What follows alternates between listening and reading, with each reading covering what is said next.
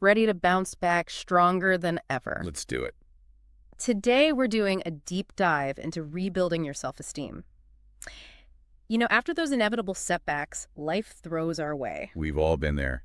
It's so important to have those tools to pick yourself back up. Absolutely. And we've got a source here that's packed with practical tips on just that, so let's dive in. Feels good to me. The first thing our source talks about is acknowledging those tough feelings. Like, when something happens that knocks you down a bit, don't bottle it up. Let yourself actually feel that disappointment, frustration, even sadness. But, and I think this is key, don't let those feelings define your worth. Oh, that is so crucial. And it can be so hard, right? You feel those negative emotions, and it's easy to then start spiraling into self-criticism. But that's where self-awareness and emotional regulation become really powerful tools. So it's kind of like, okay, this thing happened, it didn't go my way, I feel bummed about it, but that doesn't mean I'm a failure. Exactly. Acknowledging the feeling, but not letting it become your identity. It's like, okay, disappointment, I see you, I feel you, but you don't get to take over my whole day.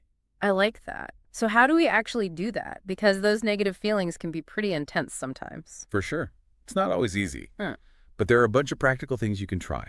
Journaling is fantastic. Just getting those thoughts and feelings out of your head and onto paper can be incredibly therapeutic. Yeah, I totally agree with that. Sometimes just the act of writing it down can take away some of its power. Exactly. And talking to someone you trust can be a game changer.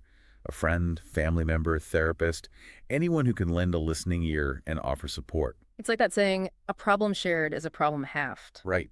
And sometimes just saying it out loud can help you see things more clearly. And then there's mindfulness.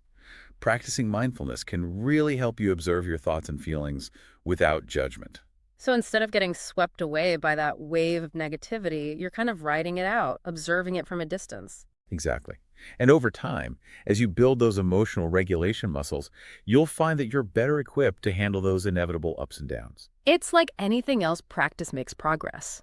So we've acknowledged those negative feelings, but dwelling on them isn't going to help us rebuild our self-esteem.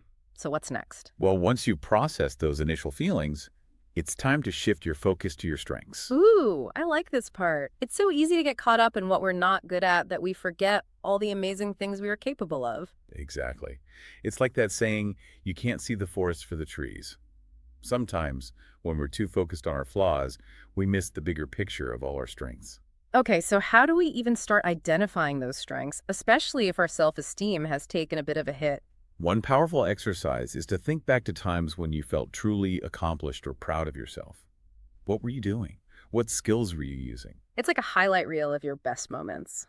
Exactly. Write them down, no matter how big or small they seem. Maybe you aced a presentation at work. Maybe you helped a friend in need. Maybe you finally mastered that sourdough bread recipe. Sourdough bread is no joke. That takes some serious skill. Exactly.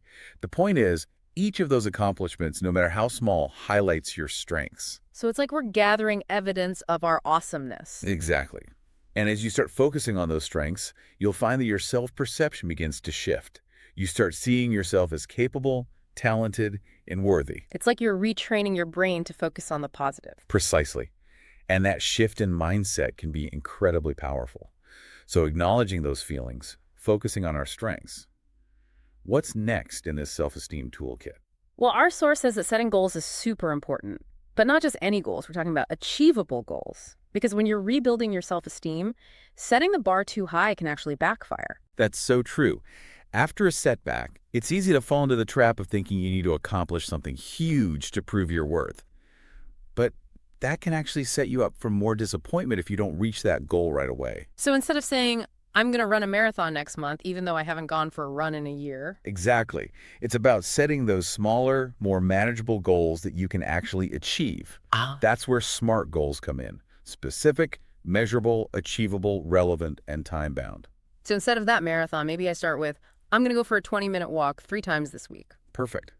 Because each time you achieve a goal, no matter how small, it gives your self-esteem a little boost. It's like those small wins start to add up and create some serious momentum.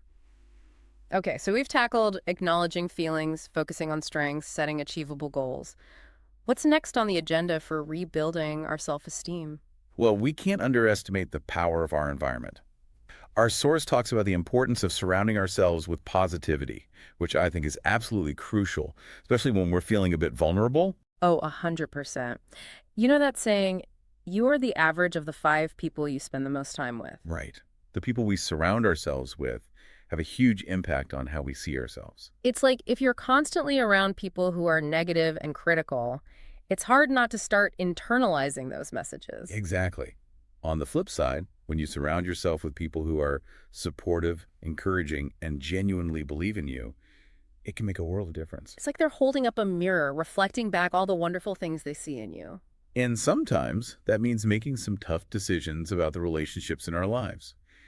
If there are people who consistently bring you down or make you feel bad about yourself, it might be time to set some boundaries. I was just going to say, it's not always easy, but sometimes you have to distance yourself from relationships that are no longer serving you. It takes courage to do that, but it's so worth it for your own well-being. So we've covered a lot of ground here, acknowledging our feelings, focusing on strengths, setting achievable goals, surrounding ourselves with positive influences, anything else we need in our self-esteem rebuilding arsenal. The final ingredient, and it's a big one, is self-compassion. Oh, that's a tough one. We can be our own worst critics. Absolutely. But it's so important to remember that we all make mistakes. We all have setbacks. It's part of being human.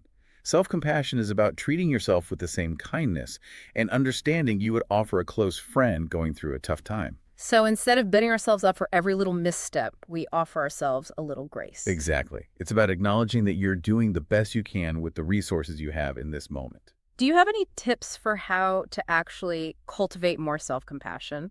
Because I think that's something a lot of us struggle with. Definitely.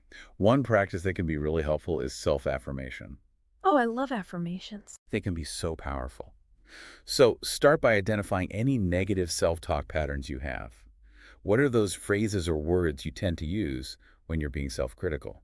Then try to challenge those thoughts with more positive and compassionate affirmations. So instead of saying, ugh, I'm so stupid, I'm still learning and that's okay. Exactly. And don't underestimate the power of mindfulness.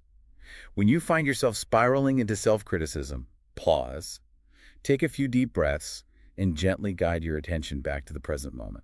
It's like hitting the reset button on those negative thought loops. Precisely. So much of self-compassion is about being present with ourselves, acknowledging our imperfections, and treating ourselves with kindness. Wow, this deep dive has been packed with so many actionable takeaways. It's like we've created a roadmap for rebuilding self-esteem brick by brick. Absolutely. Remember, it's a journey, not a race. Be patient with yourself, celebrate those small victories along the way, and never underestimate the power of your own resilience. You've got this. Beautifully said. And speaking of journeys, here's a little food for thought as you continue on yours. We've talked about external factors like setting goals and surrounding ourselves with positive influences, but what about the internal conversations we have with ourselves?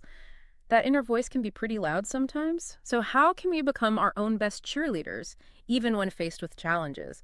Keep that in mind as you move forward because that inner dialogue plays a huge role in shaping our self-esteem. Love it. All right, everyone, go out there and be kind to yourselves. You deserve it. Until next time.